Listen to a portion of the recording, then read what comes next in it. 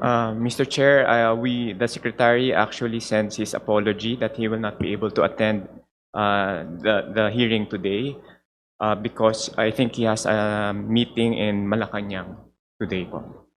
Mr. Chair, napaka-importante po nitong ating pinag-uusapan at malaking bahagi ng solusyon kung mag-aaproba tayo ng bayanihan tungkol po sa finance. So baka pwedeng humabol. Kung sa Senate po, mahabol yung mga secretary, baka pwedeng humabol dito sa House.